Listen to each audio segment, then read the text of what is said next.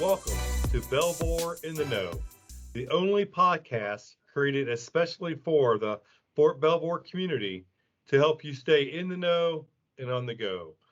I'm Command Sergeant Major Greg Kleinholz, the Fort Belvoir Garrison Command Sergeant Major. And I'm Colonel Josh Seagraves, the Garrison Commander.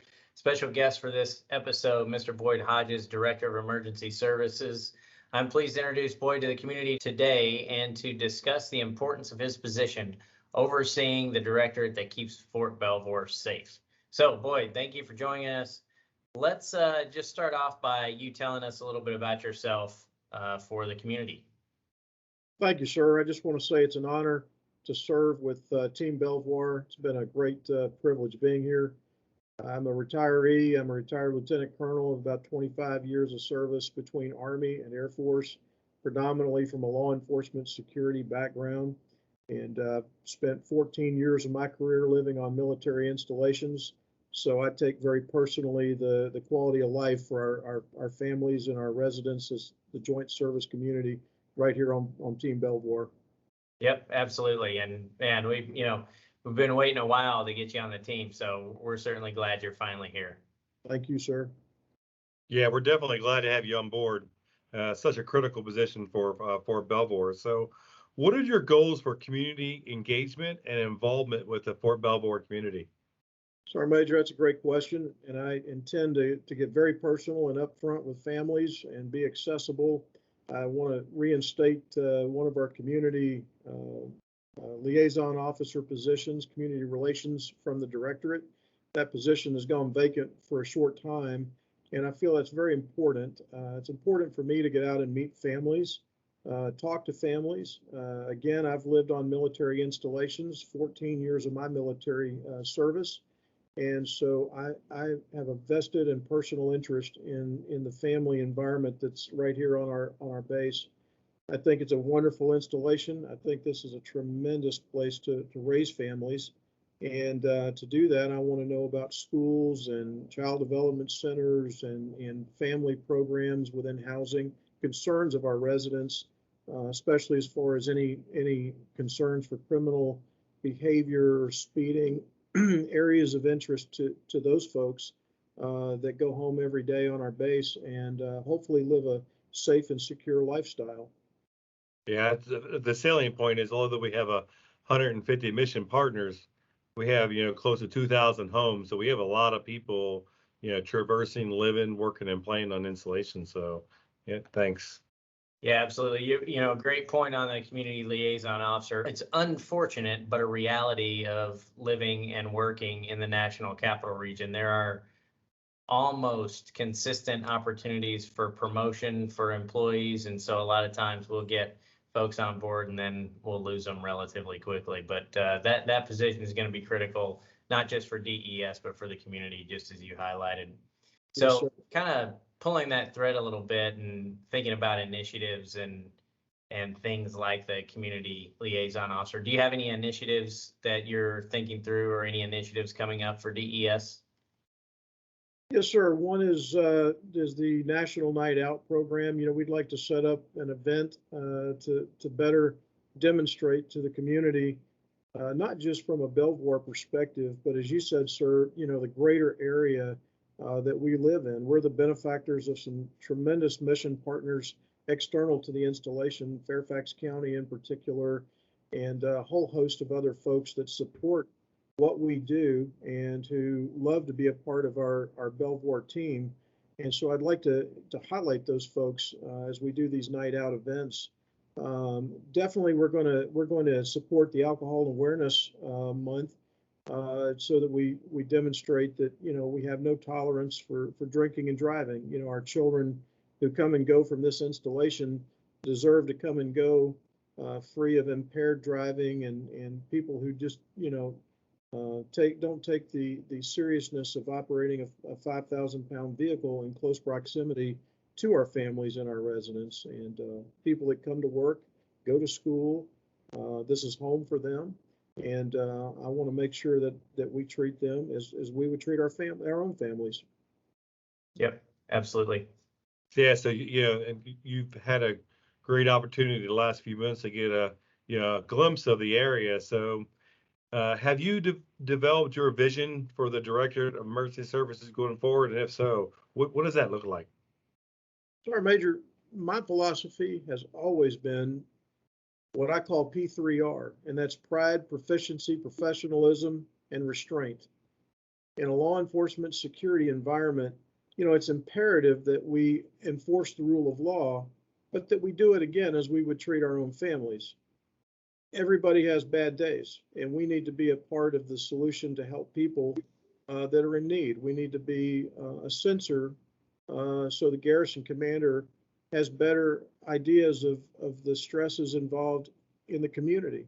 And so my goal is to absolutely demonstrate P3R to support Army Corps values and the intent of the garrison commander and yourself as we conduct our operations. We're here to support families, and we're here to be a help and an opportunity for people to reach out to us without fear that the organization is going to react in a way that further complicates their lives. And hopefully we're a help in that area. Yeah, and I think with that approach, I think you'll get some great community inclusion and involvement. So I look forward to seeing that. Yes, sir. Yes, sir. Yeah, that's a good one. Really good approach. So one of the concerns that we often receive is in regards to the hours of operation at our gates.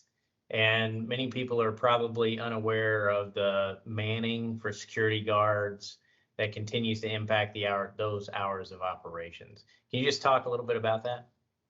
Yes, sir. Absolutely.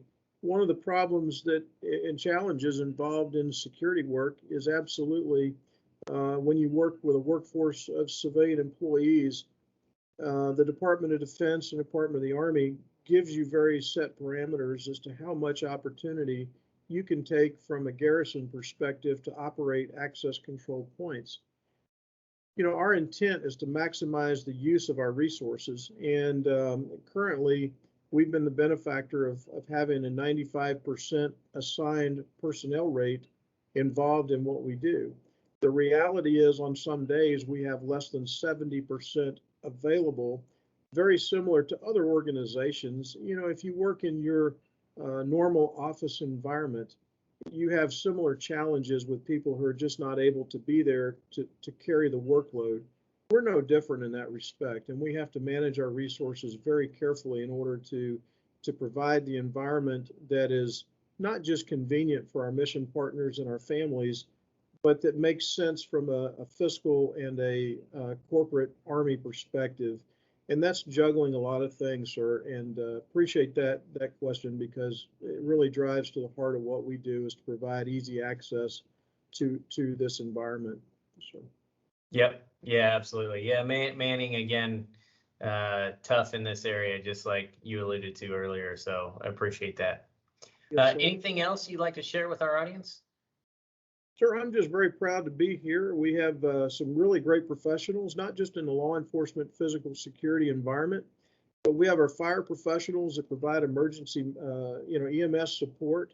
We have EMTs that actually provide services on your behalf into the community. And that's one of the ways that we partner with Fairfax County, Prince William County, and some other organizations to provide, reciprocating opportunities of life-saving support with our downtown partners. And that's something we take serious. We give back to the community that gives to us. It supports our soldiers and our civilian workforce, whether we're in a civilian agency or a military organization. So I'd like to highlight that and thank them for their support as well.